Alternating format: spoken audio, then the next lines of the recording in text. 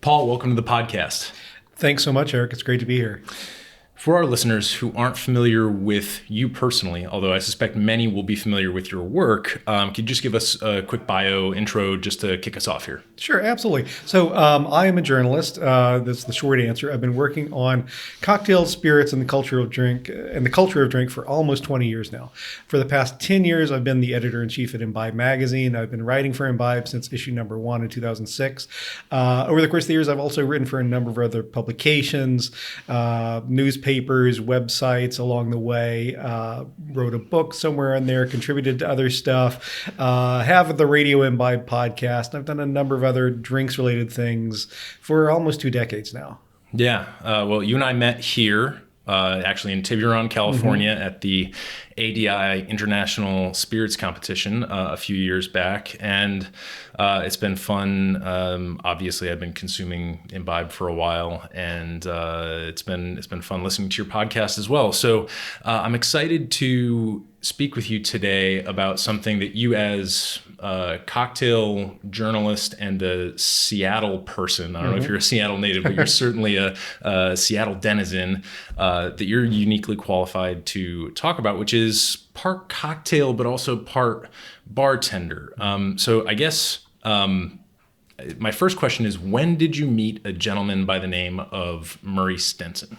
Well, I knew Murray by reputation long before I met him in person. I need to back up a little bit. My own first personal interest in cocktails and cocktail history and craft cocktails and everything that was becoming the cocktail renaissance started around 2003. And at the time, there were very few bars scattered around the country, around the world, that were really kind of like devoting themselves to craft cocktails.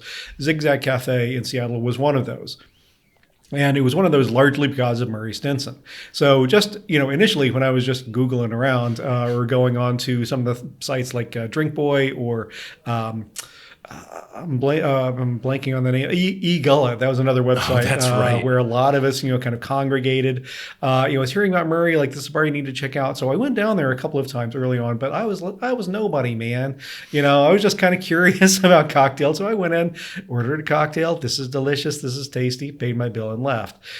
In 2005.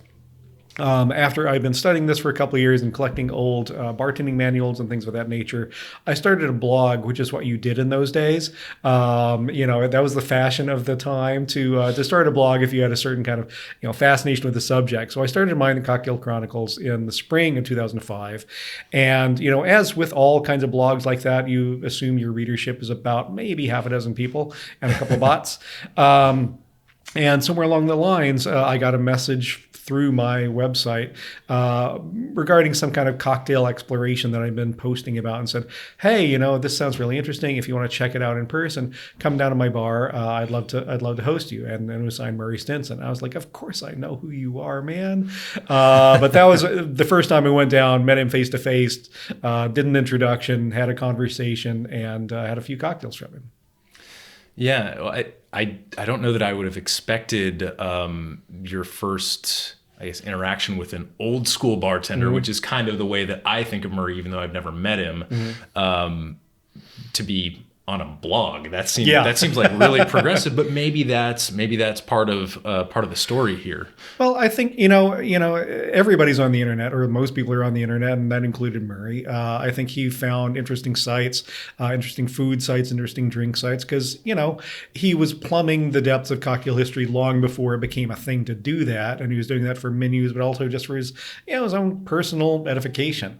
And I think finding somebody else who was doing that, especially somebody local, there weren't too many of us in those days, so you kind of found each other and gravitated together.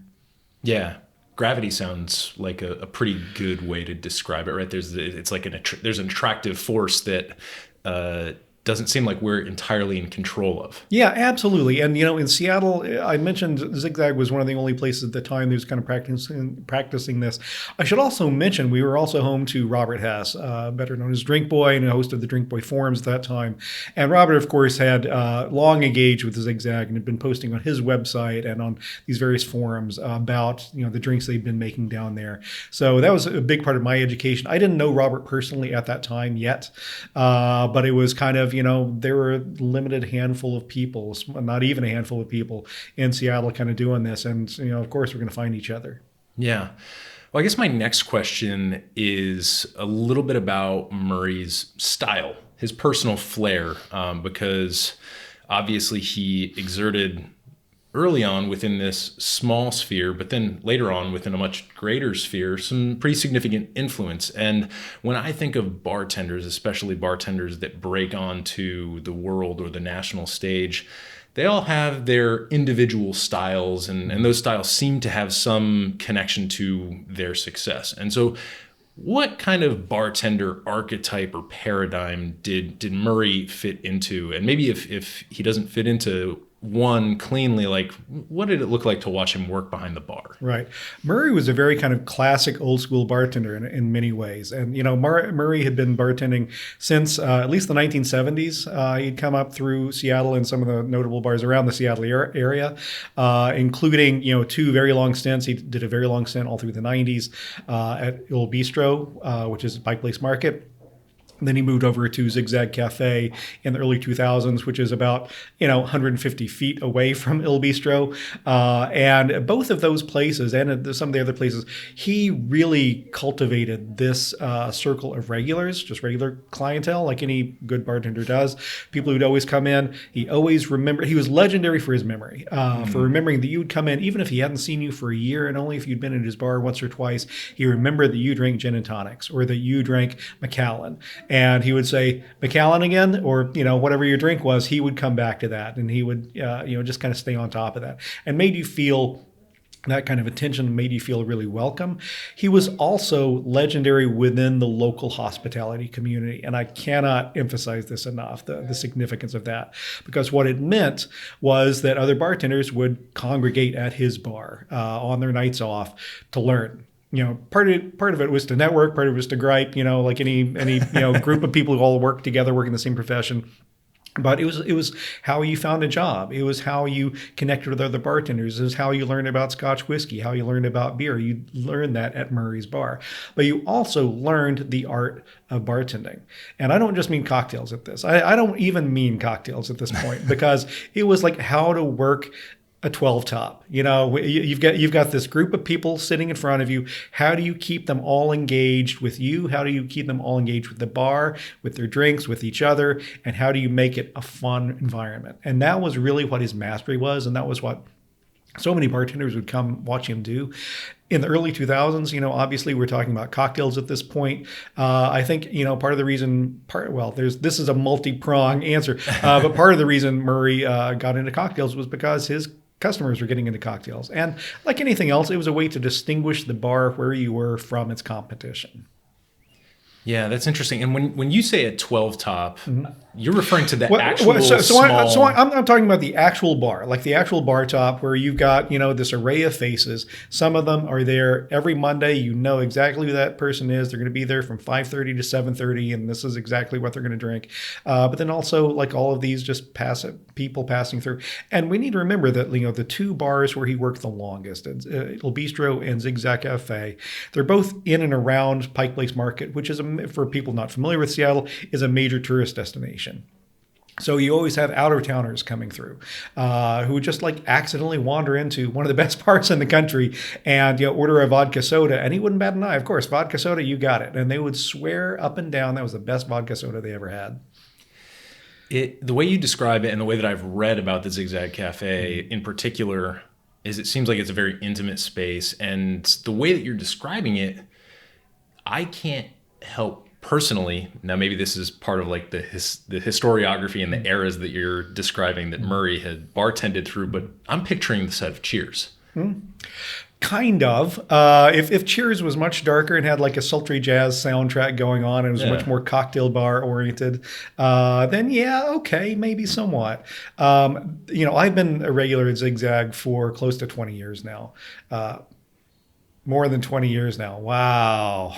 that's something to think about. They're the same group of people, to some extent, who have been going down there and have been regulars at that bar for years and years and years. And there have been people I've known for, the better part of 2 decades who I've met at that bar. I've seen them many times at the bar. I've seen them at other events, but really it's I know you from ZigZag. I know you from hanging out there.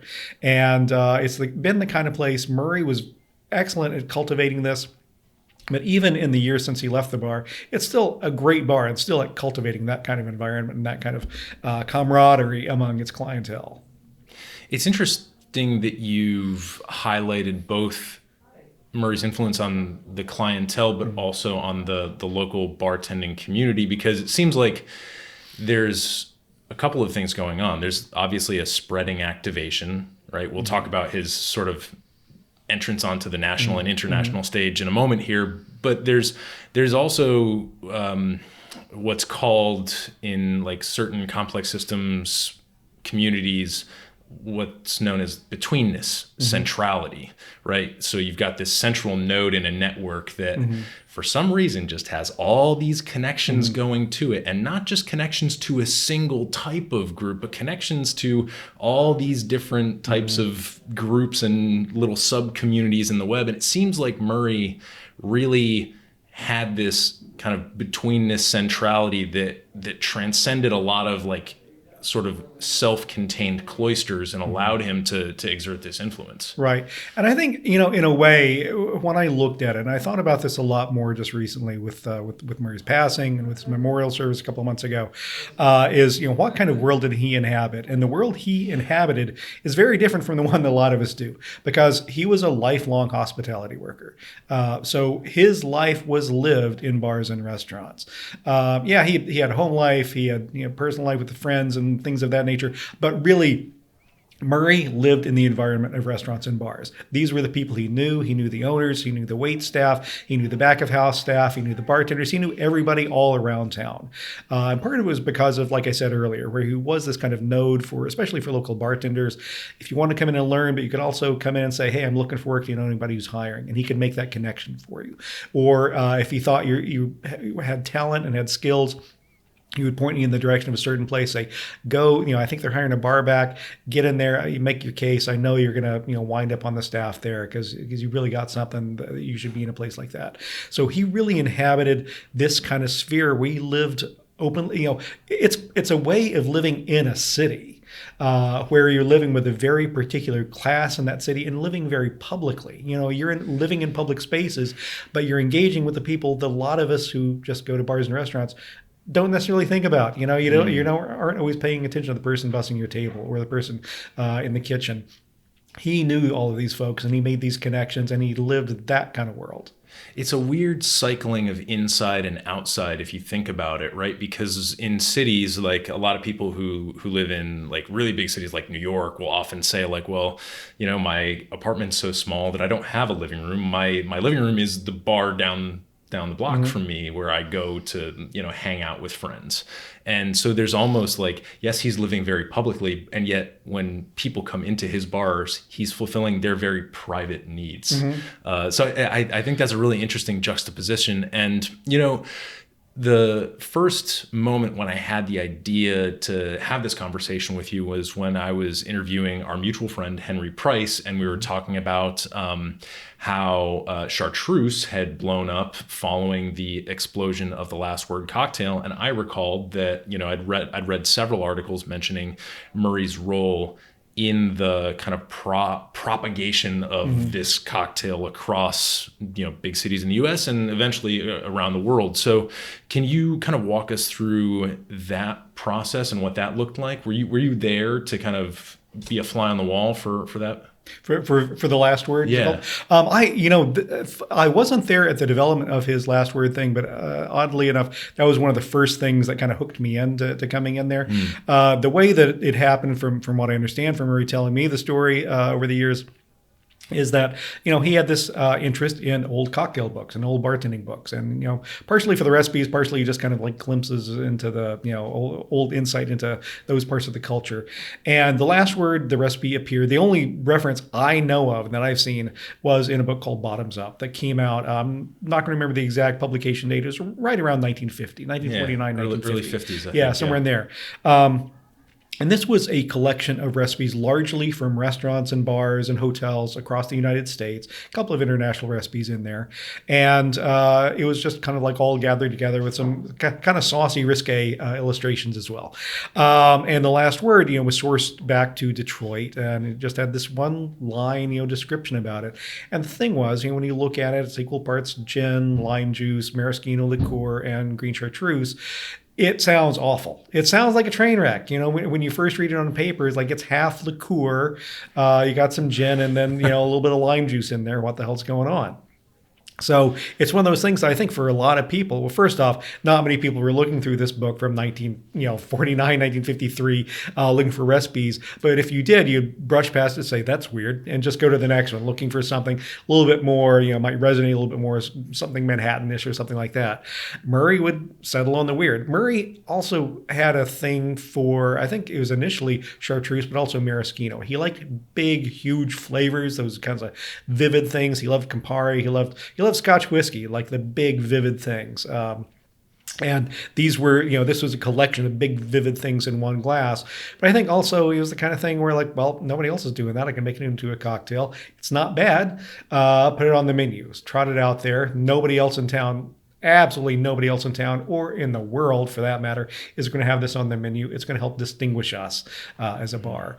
And, when you had the first few cocktail fanatics like Robert Hess coming in and trying it out and saying, oh my God, what is that? Then that's how it started to spread. Yeah, I love that. The kind of big, distinct, weird stuff. And Murray was also a music fan, right? Mm-hmm. He was an audiophile? Yeah, absolutely. He had, I never saw it in person, but I know he had a significant vinyl collection at home, along with turntables and his speakers. And, a couple of times over the years, we'd get together for lunch or for a drink in the afternoon. And we would go to a place downtown where, for me as like a cocktail nerd, I'm like, why are we here? Just kind of like, this is just kind of random bar. And he would go there because they had the massive vinyl selection. It was like, hey, they're playing like British invasion stuff this afternoon, and he was just in the mood to, hear some Herman's Hermits. But no, he was a huge audiophile, which actually was like totally fitting of this time at ZigZag, because it was the thing I always remember about ZigZag, and the thing that always strikes me every time I walk through the door is you open the door and you just hear a saxophone. You're just gonna hear jazz as soon as that door opens, and it was just so in keeping with that whole kind of like cocktail lounge environment and the natural environment where I first met him when he was working for so many years. It just seemed to be so much a part of his personality. Yeah, and I don't know, something about the audiophile, the bizarre nature of the last word, and what I'm starting to understand as Murray's style of hospitality, and it occurs to me that, like, maybe I'll pose this to you, but like, isn't potentially one of the great pleasures of like going to a bar, especially alone, maybe if you're not with a big group of people, to like have a drink and then maybe have another drink, and then at some point like become comfortable and at home enough to like spill your little unique weirdness to the bartender. Absolutely. And your unique little weirdness, Murray probably soaked up so much of that over the years from many people, including myself. But yeah, the ability, see, here's one of the things that Murray did in his bar that honestly I don't see very often, and I really truly miss, which is exactly what you said, being able to go into a bar, sit by myself, and know that I'm not going to be alone. I'm not going to be lonely during the hour, 2 hours, whatever I am in there. You've got a bartender to engage with. He's going to chat with you a little bit, but also he's going to make sure that if the person sitting next to you is somebody he thinks you should know, that you're going to wind up talking to him. He's going to somehow strike up that conversation, make that engagement happen. And that was one of his skills, as I was mentioning early on, as a bartender, that other bartenders would go sit at his bar and go, wow, look at that, because it's relatively easy to have 10 seats in front of you and have them filled with 10 strangers, and where nobody engages, everybody just kind of stares at their phone or drinks their cocktail, ignores everything around them. Murray would engage. Murray would make sure that you engaged with him, with the other folks at the bar, so that you would walk out, a lot of times having made a new friend, or just thinking, wow, that was just a good time. I enjoyed myself tonight. Yeah. So I'm curious a little bit as we wrap up here about what happened when Murray got a little bit bigger in terms of his earned reputation with The Last Word. He was named by Tales of the Cocktail as the nation's best bartender at one point. That got him a lot of attention. Were you there to see like what happened when he kind of hit that more national stage? Yeah, absolutely. So, I had been writing about Murray some for Imbibe. I had written about him in the New York Times and ZigZag Cafe for a piece I was working on for them. And, so you saw his reputation spreading. It was kind of interesting. In the years before the Tales of the Cocktail thing, he was known internationally. You would have bartenders from London, or from Germany or from New York. They would park themselves at ZigZag because like, this is the place you got to go. I remember going in there and Angus Winchester coming in, who was the Tanqueray brand ambassador at the time, Sure. Coming in to see the bar and to kind of marvel at what Murray did. At that point, I was traveling, like I'd go to a bar in New York City and somebody would be telling me about this cool experience they had in Seattle, and Murray, yep, I know exactly what you mean, man. So when the Tales of the Cocktail thing happened, when he won American Bartender of the Year, the thing was, Murray wasn't going to Tales of the Cocktail anymore at that point. He was kind of annoyed with the event and with the owner at the time, and he didn't want to carve out time for it. He asked me to go in his stead to the awards ceremony. I was sitting there, and honestly, I didn't think he was going to win that night because it was, it's awards a lot of times go for, what's current, what's flashy, what's popular, and there are some heavy names on the list. And so I was sitting there when they called his name. I'm like, oh crap, I didn't prepare for this. So I got up on stage, gave the acceptance speech for Murray, and I said something along the lines of, if you know Murray at all, then you know he's way too cool to show up at a place where somebody's going to try to give him an award, which was entirely true. And I remember I came off stage and, I stepped out in the hallway to call him on my cell phone and say, hey, Murray, you won the award. And I'll always remember his girlfriend picked up the phone and, asked what it was. And I said, hey, can I talk to Murray? He just got an award. And she said, hang on a sec. I could hear him kind of mumbling in the background. Then she came back on the phone and said, can you call back later? We're in the middle of a movie. And I'm like, that would be exactly his attitude toward being given an award. Like, oh, okay, great.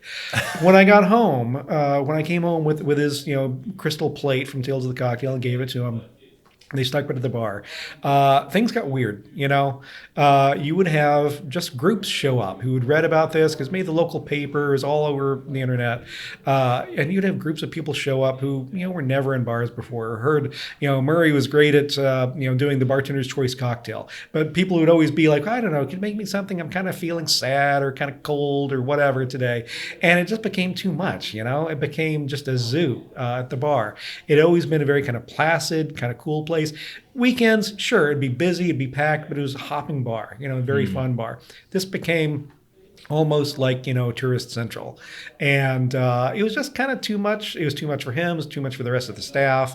It just got kind of weird for a while. And, I remember used to be my regular night was Wednesday nights. I would always go Wednesday night at opening, go park at one end of the bar. Usually, a few people would come in, but it was never too crazy. I remember the first week I came down, and there was a lineup outside the bar before opening, and I thought, oh my God, what just happened here? So, it got a little strange, and he left ZigZag not too long after that. I think partially he just needed a change at that point.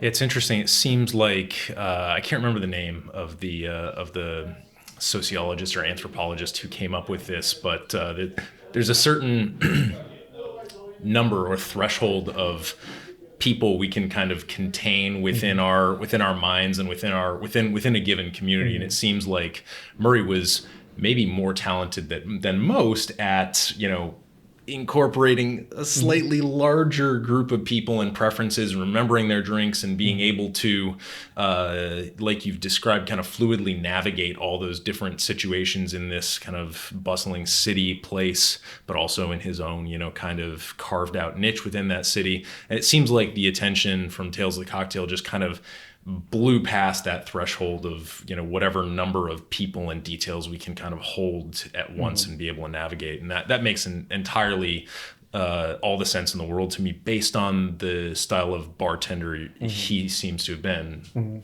Yeah, I think the whole cocktail thing blowing up he would, you know, he knew what I did, and he knew that I was becoming a professional off of this. But he would always, you know, he would never fail to roll his eyes. So you know, when things got a little too serious about cocktails, you're like, "Geez, people, it's just a drink," you know.